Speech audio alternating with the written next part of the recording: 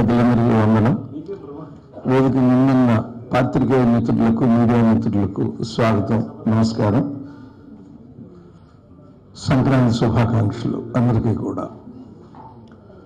ఒక కళాకారుణ్ణి గుర్తించటం కోసం కళాకారుడు ఎంత తపన పడతాడో ఒక కళాకారుడిగా నాకు తెలిసింది. సార్ అక్కినేని నాగేశ్వరరావు మీద బాగా పెద్ద వయసులో అవార్డు వచ్చినప్పుడు, ఏమండి ఈ వయసులో కూడా ఇంకా మీకు అవార్డు అని అనిపిస్తే ఎలా ఉందంటే, నేను కన్ను మూసే వరకు అవార్డు గెలవాలని చూస్తానయ్యా అన్నాడు ఆయన.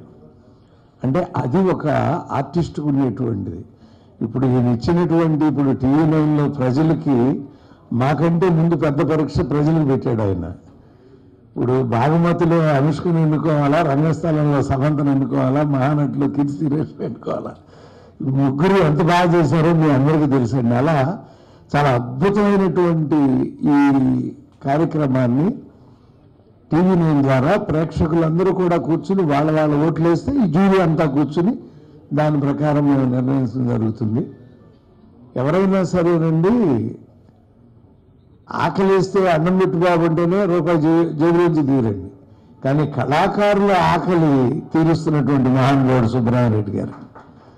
ఎందుకంటే కళాకారుడి ఆకలి అవార్డు అండి. కళాకారుడికి ఆకలి ఉన్నది, అవార్డే ఆకలి. ఆ అవార్డుని అందించడం అనేది సామాన్యం కాదండి.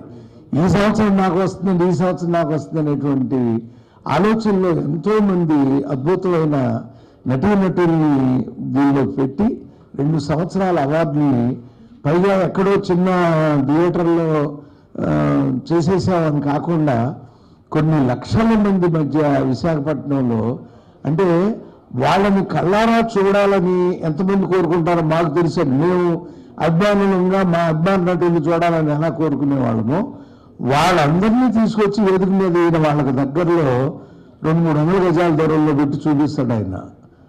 అంతకంటే అదృష్టం వాళ్ళకి ఏముంటుంది? వాళ్ళందరి ముందు ఇప్పుడు మేము చెప్పిన ఈ కళాకారులు అవార్డు పొందటం అనేది ఒక అద్భుతమైనటువంటి ప్రక్రియ.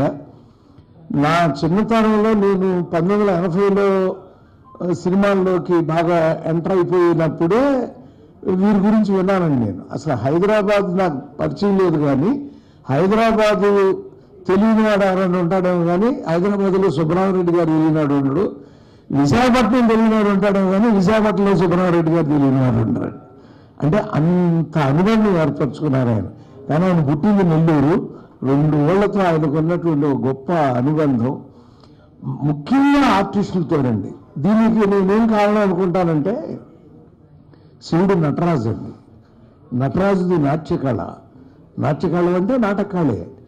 కాబట్టి ఆయన ఆరాధిస్తున్న శివుడే ఆయన్ని ఆజ్ఞాపిస్తున్నాడు అనుకుంటున్నాను నేను. ఇంతమంది కళాకారులను సత్కరించి నీ జీవితం ధన్యం చేసుకోవాలి. నిజంగా నీ జీవితం ధన్యం సుబ్రహ్మణ్యరెడ్డి గారు. నమస్కారం.